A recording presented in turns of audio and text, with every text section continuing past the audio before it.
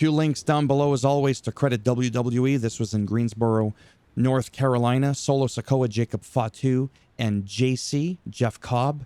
He's been renamed to JC Mateo. I wonder what the JC stands for. Solo says that when Roman lost to Cody, he ruined the family. Solo tried to say he's all gas, no brakes, and Jacob Fatu was having none of it, and he just grabbed his mic. There's been a lot of disrespectful moments like that between the two of them, predominantly, of course, coming from Solo Sikoa towards Jacob Fatu. After Jacob Fatu said that he can do things alone, he doesn't need people with him, and he goes, "Do you know what I mean?" Solo interrupted him again, and he's like, "Of course I know what you mean. We all know what you mean."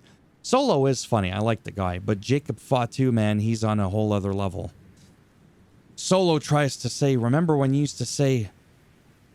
Solo tries to make Fatu say, remember when you used to tell me, "I love you, Solo." And he's just like, "I love you, Solo." It's like, ugh. You could just feel the vibe. It's just not the same with him. LA Knight comes out to smack JC Mateo. I'm just going to call him JC. Never mind the last name. Triple threat qualifying match for the women Money in the Bank. Alexa Bliss defeats Michin and Chelsea Green. Chelsea does a reverse chop. She misses, and then Alexa Bliss is just able to easily set her up. Do the whole move for the Sister Abigail DDT. And I just thought that that was so awkward, so unbelievable. Not even like a punch in the gut to stun or anything like that. And it's the same thing I've criticized Cody Rhodes about. Again, this is not their fault. I get it. It's a show. But sometimes some people just come in. It happened with John Cena, I think. There was like not even a hit or anything. He was just able to put him there, and just John Cena's just like ready to be taken to the crossroads. I'm just like, it doesn't work that way. At least like chop the guy in the throat or something. Kick him in the trachea. Right? Like, just make it a little bit more believable, but whatever. Fraxium. My goodness, I wrote holy shitballs. Fraxium defeats DIY post-match. Motor City Machine Guns came out to the help of Fraxium as DIY was laying the beat down on him. This was just a spectacular match. Like, it just, wow. Awesome, awesome match. I mean, that's all there is to say to it. Wade Barrett interviews R-Truth. So this was funny just because it's R-Truth, but it was a lot less comedic than what he normally does, because it was just more serious. And he's all like, you know what? If I have to do this, if I have to beat some sense into him, because that wasn't John Cena. John Cena would never say that he would ruin wrestling. John Cena would never throw me through a table. That's not the real John Cena. I'm going to beat him back to his senses. So now, Saturday night's main event, I don't know if it's for the title, but it showed in the thumbnail John Cena with the title because he's the champion. He's going to be facing R-Truth. I really hope R-Truth is able to somehow at least put on a good... He's able to put on a good show. What I meant to say is I hope they allow him to shine in that show. I really, really do. Aleister Black defeats Carmelo Hayes via DQ. Black's backflip off the ropes on the outside where he lands on his feet was absolutely incredible, because when you think about it, with a move like that, you tweak your knee, it could be so easy. I've heard of wrestlers like jumping off the frickin' first turnbuckle. Hell, Vince McMahon just ran down the ramp and he tore both his quads. Like, sometimes it's just weird what the human body can do. So the fact that he landed that and it could have been awkward and it wasn't awkward.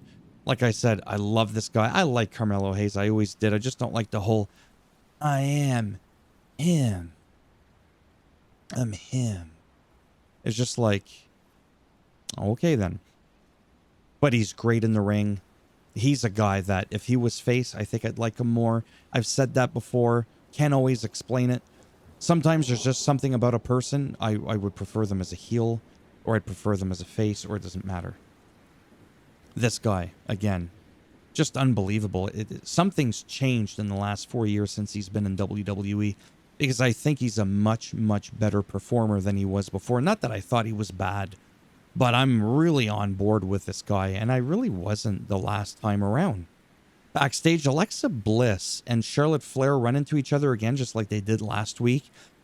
In NXT, Bliss credited Flair for taking her under her wing, being more like compassionate, more human-like, or whatever she said, and basically was saying, you know what, I never forgot that. And then Flair was like, you know what, I don't remember that. I don't need your help, and then just walked away. Big cheers for Drew McIntyre for his in-ring promo. It was short, sweet, to the point. Basically told Priest he's going to put him on a stretcher at Saturday night's main event, as they are going to have a steel cage match for the triple threat Money in the Bank qualifier for the men.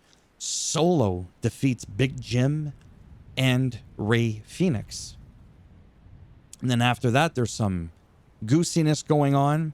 So JC, remember, I'm not going to say his last name, defeats LA Knight in his debut. Fatu looks unimpressed. Tiffy retains the WWE Women's title against Nia Jax. Nia Jax is the first person ever, it is believed, as it was said, to have ever been able to kick out of the prettiest moonsault, because generally finishing moves within reason, they're protected. So she did that. Nia Jax busted open after Tiffy basically kicked a chair in her head. This was a great match. I have to admit, Nia Jax can put on a show. She really can. And I can't stand her as a heel. I much preferred her when she was face. However, she is really good at her role. That's all there is to it. So as always, if you like the video, go ahead, give it a thumbs up. It does greatly help support the channel with the algorithm. A thumbs down if you didn't like it.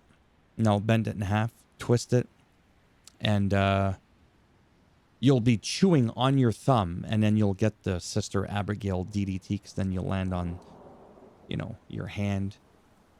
It made sense to me in the moment when I was trying to say it.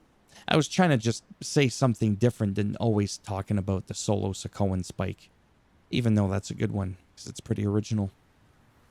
You want to subscribe? I think I already said that. I don't even remember. I'm so freaking tired from all the hiking I've done today. That would be great, but if not, thanks for stopping by anyways. Take care. And maybe I will see some of you in the next one. Bye for now.